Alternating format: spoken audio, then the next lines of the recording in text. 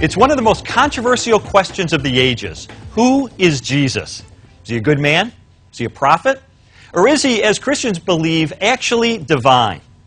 Well, meet Mike Licona. He's founder of Risen Jesus, a Christian organization in Virginia Beach, Virginia, and co-author of The Case for the Resurrection of Jesus. And here's Shabir Ali. He's founder of the Islamic Information Center in Toronto, Canada, and author of the book, Is Jesus God? The Bible Says No. Now, Shabir, as a Muslim, how is it that you view Jesus? Who is he? You don't consider him to be divine. I consider him to be the prophet and Messiah of God, born of the Virgin Mary. He performed many miraculous deeds. God raised him miraculously, and we expect his supernatural return. But he is not the Son of God. He is not divine in any way. No. Okay, Michael, now you're making the affirmative claim that Jesus is indeed divine. Now, that's an easy claim to make, but what evidence do you have that he believed that and that he proved it to be true? Well, Lee, scholars have established that within just a few years of Jesus' crucifixion, the early Christians were regarding him as divine, despite the fact that he had been crucified. Now, what on earth would have led them to this type of a belief that was so strong that they were willing to die for it? We have historical evidence that Jesus claimed divinity and rose from the dead. When someone claims to be divine and rises from the dead, we should believe him. Shabir, how do you respond to that? Well, I feel that Mike is putting words into the lips of Jesus, saying that Jesus must have claimed that because the disciples believed it. To address the first point, there is nothing recorded in the Gospel showing that Jesus clearly affirmed his own divinity. And second, there is evidence in the Acts of the Apostles and elsewhere in the New Testament that the original followers of Jesus did not actually take him to be God. Okay, Michael, those are important assertions there. Did Jesus believe he was God, and how do we know?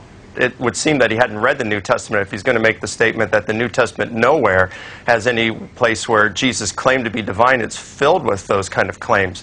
But I think what he's probably referring to are statements that can be historically verified or for which we have good evidence. For example?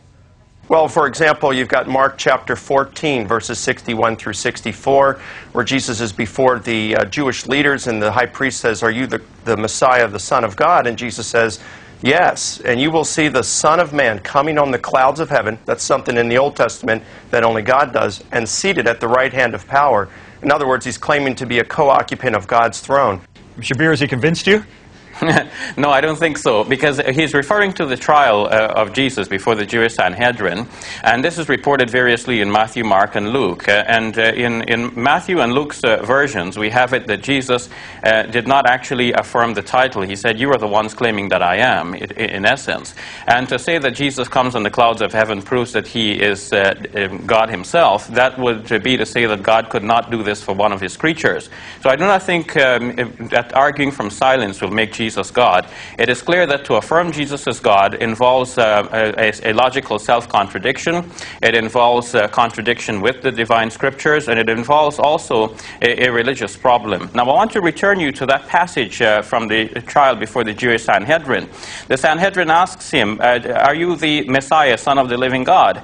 Now, and it says that Jesus said, "I am," in Mark's Gospel, but in Matthew and Luke's account of the same episode, Jesus says, "You say that I am."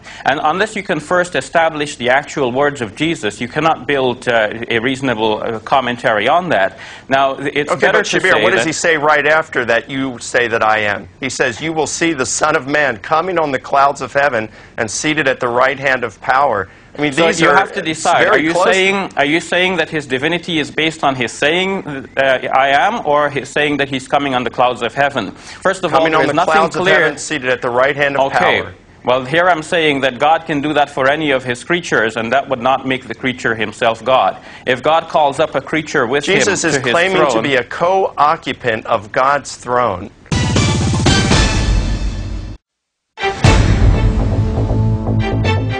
I believe Jesus is God.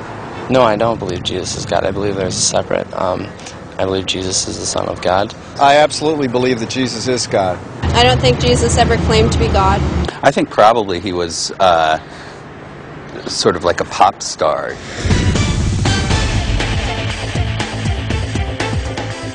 We're back talking about Jesus. Is he divine, as Christianity claims, or just a prophet of God, as Islam claims? Now, Shabir, Mike's been referring to New Testament records that are much closer to the actual life of Jesus than the Quran, which Muhammad recorded some 600 years later. So why should we consider the Quran to be a better historical record when it's so much later than these New Testament accounts?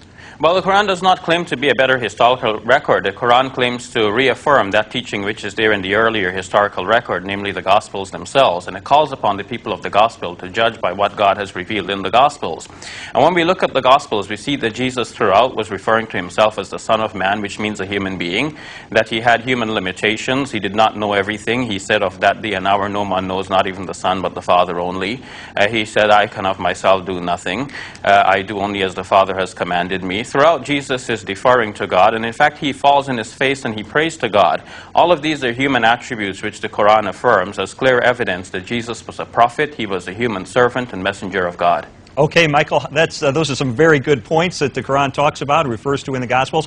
How do you look at the matter? Well, it's how Christians have looked at it from the very beginning, that Jesus had two natures, a divine nature and a human nature. So simply, he had these limitations in his human nature while not in his divine nature. You must have it such that Jesus is completely God and completely man at the same time. That is like saying that something is a square circle. It cannot be both, because to be human means to have limitations. To be divine means to have none. You cannot be limited and unlimited at the same time, unless you're schizophrenic, in which you have two different personalities here. Okay, Michael, is Jesus schizophrenic? Let's answer that question. Well, no. I mean, he was completely human in his human nature, and he was completely divine in his divine nature, and this is pretty clear throughout the New Testament. But when we come to the Quran, what we find is a Jesus that is quite different than what we find in the New Testament. It's a Jesus who comes out of the womb speaking and preaching. It's a Jesus who's part of a Trinity that includes the Father, Son, and Mary. It's a Jesus that we find in the Gnostic Gospel. I think you have misunderstood the Quran here, because the Quran does not say that Jesus is part of a Trinity that involves God, Mary, and Jesus. The Quran refutes the belief of those... Well, that might be a certain interpretation of it, but... The Quran refutes the belief of those who claim this. But what the Quran shows clearly is that Jesus cannot be part of a Trinity, because no such thing as a Trinity exists. That God is one throughout the Old Testament and into the New Testament. The word Trinity does not exist in the Bible. This is a later idea. Well, neither does theology, Shabir, but we both believe theology is real. I mean, listen, look, what we have of the Quran is this. We've got a book that's written 600 years after Jesus, fifth-hand source at best. It's written in a different country, a different culture, in a different language in which Jesus lived. Yeah, Mike, but you're missing the point, because one doesn't need the Quran to affirm that Jesus is a human being and a prophet. The Quran, by affirming that Jesus is a prophet, is not saying something new than what Christians already believe, because the Gospel show that he's a prophet, and Christians, despite believing that Jesus is God, also affirm that he's a prophet. So on that, Christians will agree with the Quran. Shabir, let me ask this then. Where did this idea that Jesus is God come from? Well, the idea that Jesus is God is something that evolved over time. We can see in the pages of the New Testament itself and Acts of the Apostles that people very easily in the Greco-Roman world took people for gods. Shabir, I want to tell you, I've written a 300-page book on the evidence that convinced me as an atheist that Jesus did claim to be the Son of God, and he proved it by returning from the dead. And so my last question to you, and we just have a moment, is what would you say to Christians like me who are absolutely convinced by the evidence that the evidence supports those claims? I would say that you have to start by looking at the logical problems with claiming that Jesus is God, and then interpret the Scriptures in a reasonable way that does not give rise to these logical problems. Okay. To say that he was God and man at the same time is logically self-contradictory. To say he's one of a Trinity is also to introduce another logical contradiction.